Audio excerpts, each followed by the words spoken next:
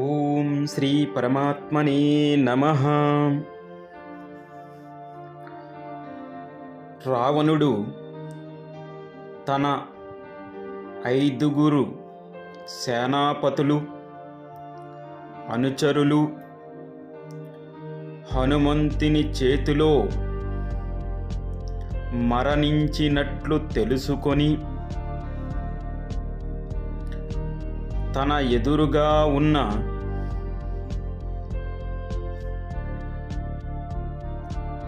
అక్షకుమారుని వీక్షించెను. రావణుని దృష్టి తనపై పడగానే అక్షకుమారుడు సభలోని వారిచే ప్రోత్సహింపబడి తటాలున లేచి నిలబడెను. ఆ మహావీరుడు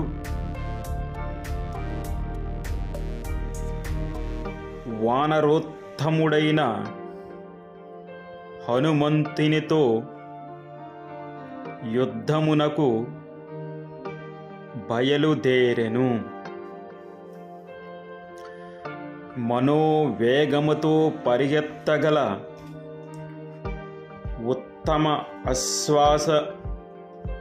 ఉత్తమ అశ్వాలతో సమస్త యుద్ధోపకరణములతో విరాజిల్లుచున్నదగు రథమునందు అధిరోహించెను.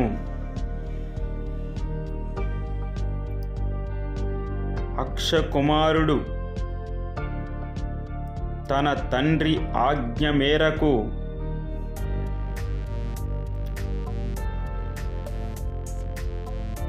హనుమంతుని సమీపించెను. ఆ అక్షకుమారుడు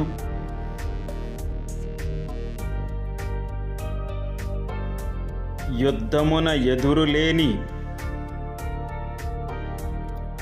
పరాక్రమముగల హనుమంతుని జూచి క్రుద్ధుడై ఏకాగ్రచిత్తముతో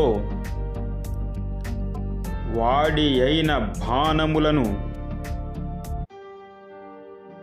కపివరునిపై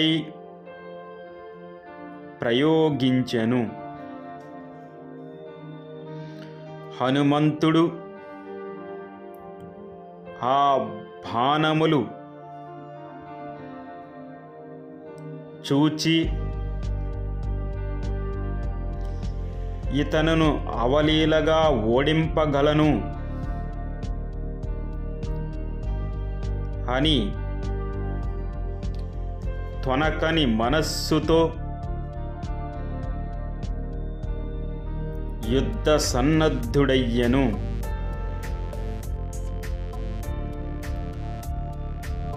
హనుమంతుడు అక్షకుమారుడు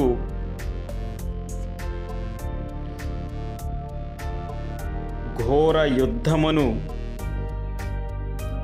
సలిపిరి. వారి యుద్ధమునకు భూమి దద్దరిల్లెను.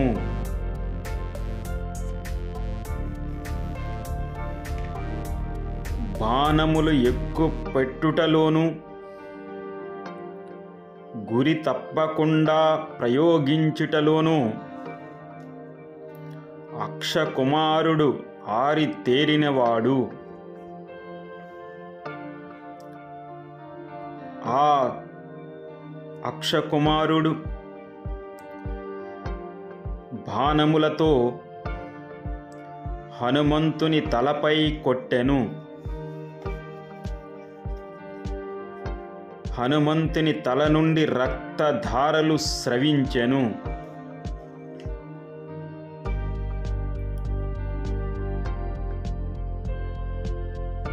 అప్పుడు హనుమంతుడు అక్షకుమారుని యుద్ధ పటిమను గూర్చి ఆలోచిస్తూ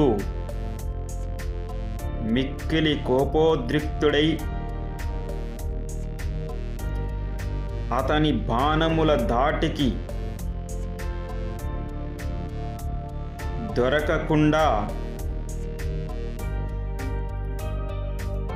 ఆకాశమున సంచరించుచు ఈ విధముగా ఆలోచించెను. ఈ అక్షకుమారుడు బాలుడు అయినను గొప్ప వీరుడు.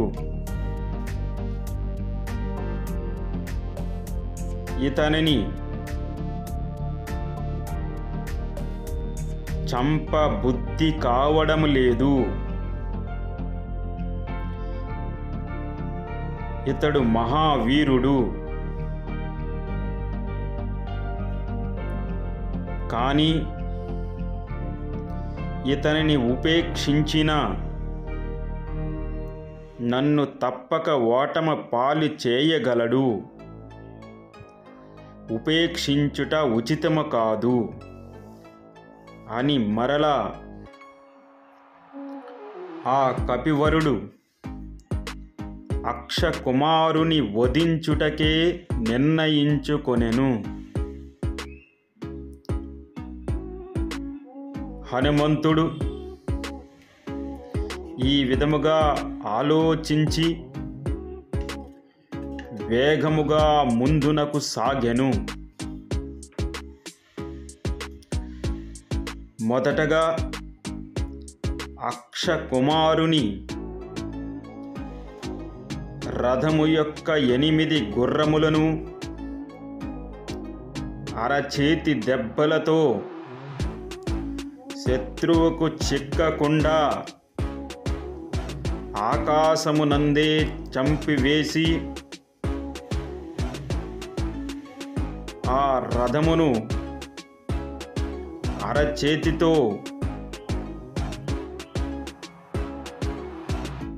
బలిష్టమైన దెబ్బ కొట్టెను. ఆ రథము ఆకాశమునందే కూలిపోయెను. అక్షకుమారుడు భగ్నమైన రథమును వీడి ఆకాశమునకెగిరి హనుమంతునిపై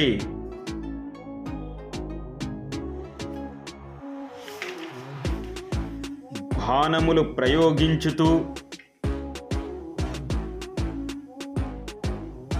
యుద్ధము చేసెను. ఇంకా ఎక్కువ ఉపేక్షించి ఫలితము లేదని హనుమంతుడు ఆకాశమున మసలుచున్న అక్షకుమారుని క్రమముగా సమీపించి అతని కాళ్ళను చిక్కించుకొని పెక్కుమార్లు గిరగిరా త్రిప్పి నేలకేసి కొట్టెను. ఆ దెబ్బతో అతడు ప్రాణములు కోల్పోయి నేల కొరిగెను.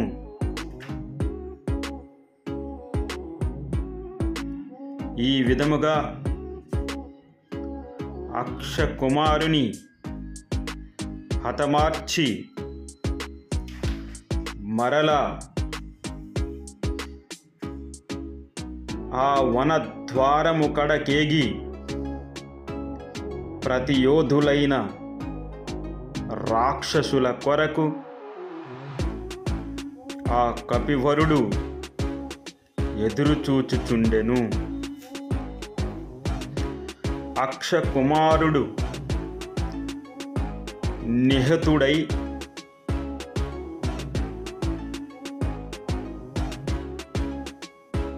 ఉండుట రాక్షస రాజగు రావణుడు మనస్సున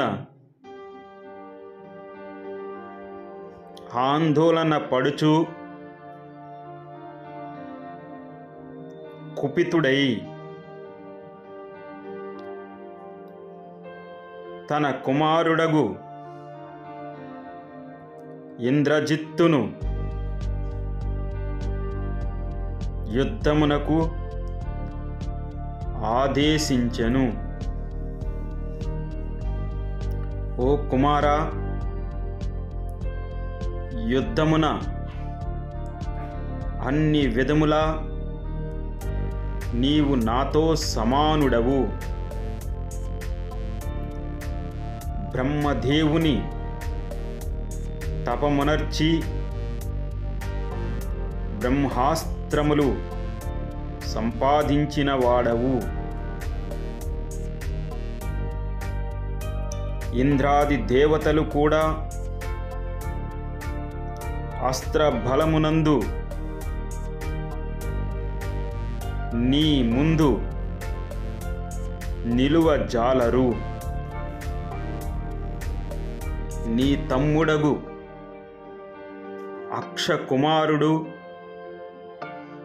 నిహతుడయ్యను.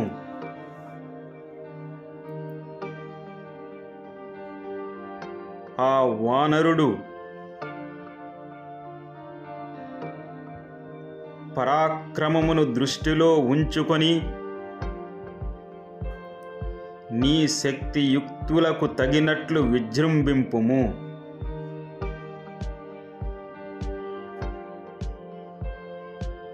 ఆ వానరుల నుండి నీ సేనలు మనలను రక్షింపజాలవు. ఆయన మీదకి వజ్రాయుధము కూడా కుంఠితమగును. ఆ వానరుని వేగము, అతని బలము వాయు బలము కంటే అధికము. అతనిని చంపుట అసాధ్యము. కనుక బాగుగా ఆలోచించి బ్రహ్మాస్త్రాది బలమును జ్ఞప్తికి తెచ్చుకొనుము. బ్రహ్మాస్త్రమును స్మరించుచూ వెళ్ళుము. అతడు పితామహుడిచ్చిన బ్రహ్మాస్త్రమునకు లొంగును.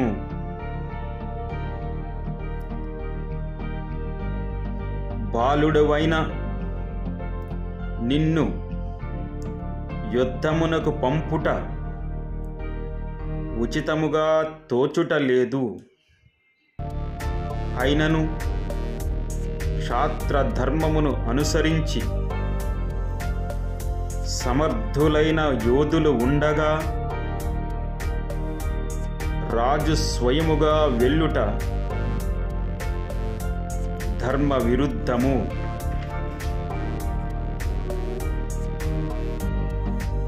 తండ్రి పలికిన హితవచనములు విని ఇంద్రజిత్తు తీక్షములైన తెల్లని కోరలు గల 4 సింహములు పూంచబడిన మిక్కిలి వేగముతో సాగిపోగల రథమును అధిరోహించెను. ఇంద్రునితో సమానుడైన ఆ ఇంద్రజిత్తు హనుమంతుడున్న ప్రదేశమునకు వచ్చెను. ఆ రథ సవ్వడులను విన్న హనుమంతుడు తనకు ధీటైన వీరుడు వచ్చెనని తనని ఎదుర్కొనుటకై సిద్ధమయ్యెను. ఇంద్రజిత్తును గాంచి హనుమంతుడు సింహనాదమునర్చెను. అతని శరీరమును పెంచెను. ఇంద్రజిత్తు మిక్కిలి తీవ్రముగా హనుమంతునిపై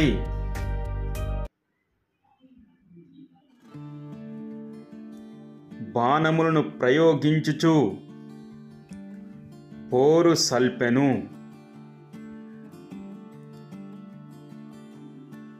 దేవతలతో సమానమైన పరాక్రమము గల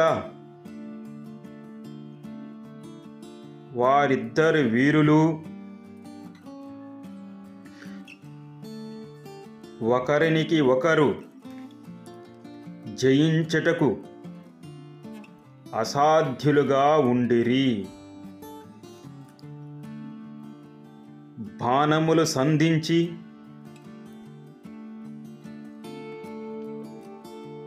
ఇంద్రజిత్తు తన గురి ఒమ్మైపోవుచుండుట చూచి విచారమునకు లోనయ్యెను. హనుమంతుడు ఆ శరములను తప్పించుకుంటూ ఇంద్రజిత్తుపై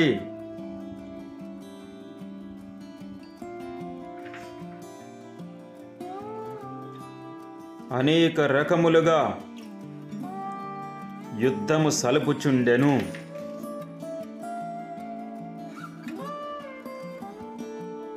ఆ ఇంద్రజిత్తు హనుమంతుని చంపుట అసాధ్యమని భావించి బ్రహ్మాస్త్రమును తనని బంధించుటకై సంధించెను.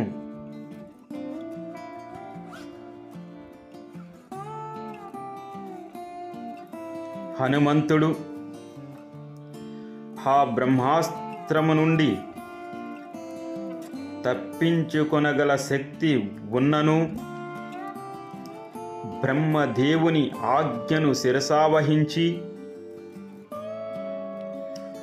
బ్రహ్మదేవుడు, దేవేంద్రుడు, వాయుదేవుడు తనను రక్షించుచున్నందున భయపడక ఆ బ్రహ్మాస్త్రమునకు అణిగి ఉండెను. హనుమంతుడు దూరదృష్టి గలవాడై ఈ విధముగానైనా రావణుని చూడవచ్చును, అతనితో మాట్లాడవచ్చును అని ఆ బ్రహ్మాస్త్రముచే బంధింపబడెను. కాని అక్కడి శత్రువీరులు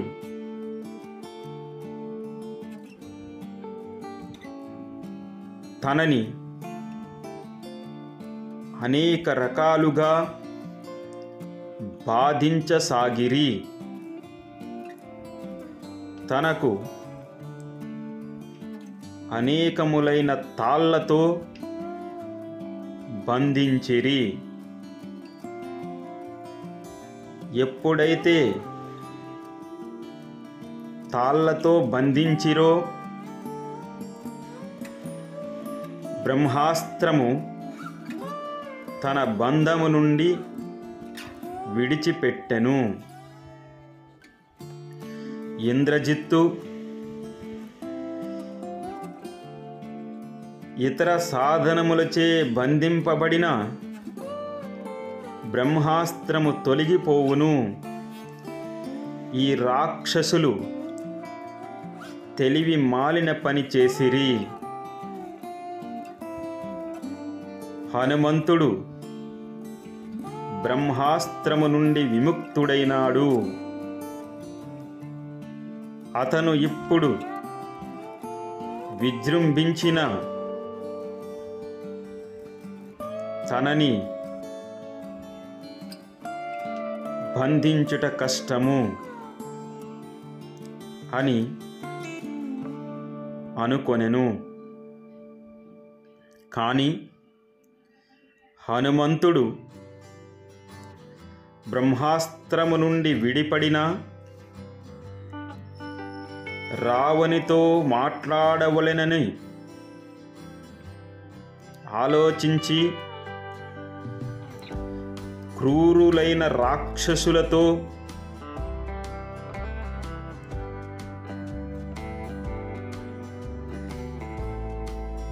బంధింపబడిన తాళ్లతో ఓర్పుతో ఉండెను. ఇంద్రజిత్తు హనుమంతుని సభాస్థలికి తీసుకువెళ్ళి, ఈతడే ఆ వానరుడు అని తమ రాజైన రావణునకు తెలిపెను. సభలోని వారందరూ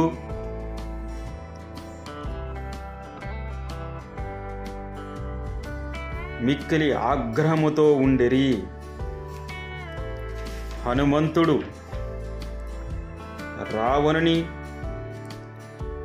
కన్నులెర్రజేసి చూసెను. ఆ రావణుడు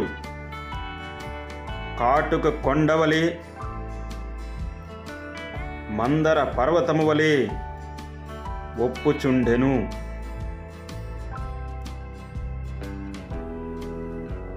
రావణుడు ఈ హనుమంతుని చూస్తూ కోపముతో కన్నులెర్రజేస్తూ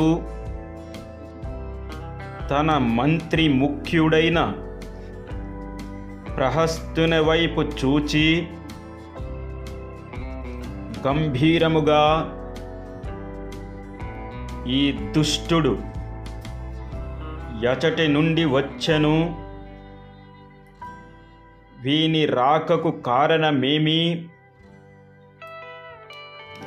వనమును ఎందుకు నాశనమొనర్చెను, రాక్షస స్త్రీలను భయపెట్టుటకు కారణమేమి అని అడుగుము అని రావణుడు పలికెను. తరువాతి శ్లోకములు రేపు విందాం. జై శ్రీరామ్.